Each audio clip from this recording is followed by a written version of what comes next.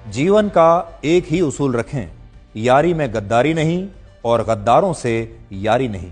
हमेशा याद रखें, सफलता तभी मिलती है जब आपके सपने आपके डर से बड़े हो जाते हैं। मन और मकान को वक्त वक्त पर साफ करते रहना चाहिए, क्योंकि मकान में बेमतलब का सामान और मन में बेमतलब की गलतफहमियां भर जाती हैं। इसलिए मन में भरकर नहीं, बल्कि मन भरकर जिएं। हमेशा लोगों के दिलों में सेव रहिए, क्योंकि अगर आप मोबाइल फोन की गैलरी में सेव रहेंगे तो कभी भी डिलीट हो सकते हैं। शतरंज में वजीर और जिंदगी में जमीर अगर मर जाएं तो समझिए खेल खत्म।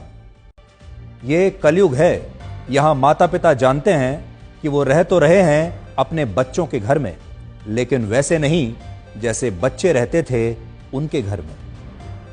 अजीब सौदागर है ये वक्त भी, जवानी का लालच देकर बचपन ले जाता है और अमीरी का लालच देकर जवानी ले जाता है। जीवन में अच्छी यादों का अचार डालिए जो दिल के मर्तबान में सालों साल रखा रहे, और बुरी यादों की चटनी बनाइए ताकि वो 2 दिन में ही खत्म हो जाए।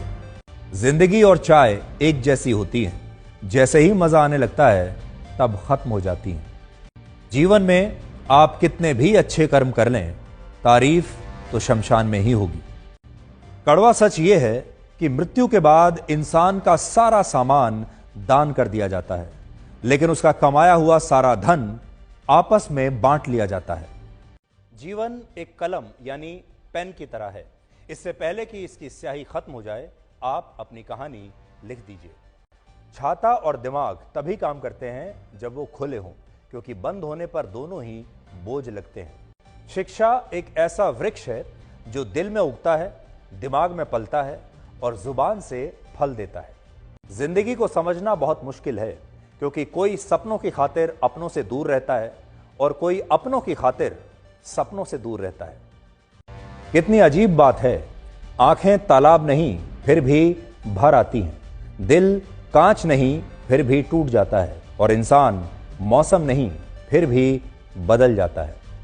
जीवन में 3 चीजें बहुत सोच समझ कर दें: जवाब, सलाह और उधार, क्योंकि देने के बाद ये कभी वापस नहीं आते। जीवन उसी का मस्त है जो अपने काम में व्यस्त है, परेशान वही है जो दूसरों की खुशियों से त्रस्त है। कभी पछतावा ना करें, क्योंकि अगर बीता हुआ समय अच्छा था तो वो यादगार है, और अगर बीता हुआ समय खराब था तो वो एक अनुभव है। अगर आपको कभी किसी चीज पर घमंड आए तो शमशान का एक चक्कर लगा लेना। आपसे भी बड़े बड़े और बेहतरीन लोग वहां राख बनकर पड़े हैं।